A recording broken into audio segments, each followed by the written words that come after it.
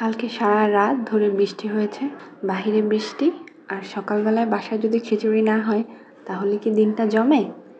তো যেই চিন্তা সেই কাজ। সকালবেলা উঠে একদম ফ্রেশ ফ্রেশ মুগ ডাল ভেজে আর মসুরির ডাল দিয়ে এভাবে সুন্দর করে ধুয়ে খিচুড়ি রান্না করব।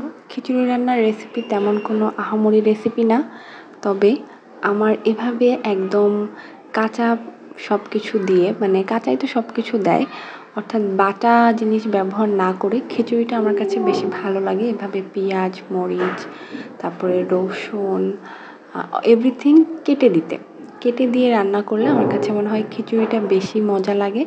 তো আজকে এভাবে আমি খুব সহজে পেঁয়াজ, মরিচ আর রসুন প্রথমে ভেজে নিব হালকা, তার ভিতরে দিয়ে দিব একটু জিরার গুঁড়া, আদা বাটা আর ধনিয়ার গুঁড়া আর গরম মশলা দিয়ে দিব, স্বাদ মতো লবণ। আর হ্যাঁ, অবশ্যই জিরার বাটাটা তো আমি ব্যবহার করছি না এখানে, জিরা গুঁড়া অল্প দেওয়ার পরে এভাবে আস্ত জিরা দিয়ে দিবেন। আস্ত জিরা দিলে খুব সুন্দর একটা ফ্লেভার আসে এবং খেতে খুব টেস্ট লাগে। আমি ছোটোবেলা থেকে দেখেছি আমার আম্মু এটা দেয়, তো আমিও সেটাই দিয়েছি। এবার একদম মশলার সাথে ভালো করে নেড়েচেড়ে চালটাকে ভেজে নিব। এই যে দেখতে পাচ্ছেন যে পানি পানি আছে, এই পানিটা একদম শুকিয়ে যাবে এভাবে। হ্যাঁ, একদম এরকম সুন্দর করে শুকিয়ে ভাজা ভাজা করে ফেলবো।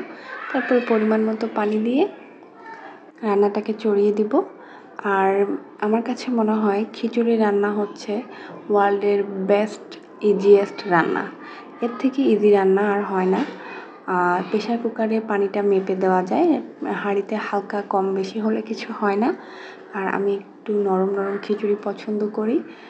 আপনারা যে যেরকম পছন্দ করেন সেই আন্দাজে পানিটা দিবেন।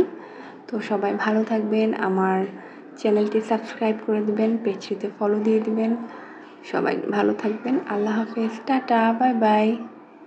আচ্ছা, আমার ভিডিওকে কেউ শেষ পর্যন্ত দেখে? একটা পচা কথা বলে দিব নাকি আজকে? আপনারা কে কে আমার এই প্যানপ্যানানি শোনেন বলেন তো, কমেন্ট করে জানাবেন, অবশ্যই জানাবেন। দেখি যে জানাতে পারবে বুঝবো যে সেই লাস্ট পর্যন্ত ভিডিও দেখে।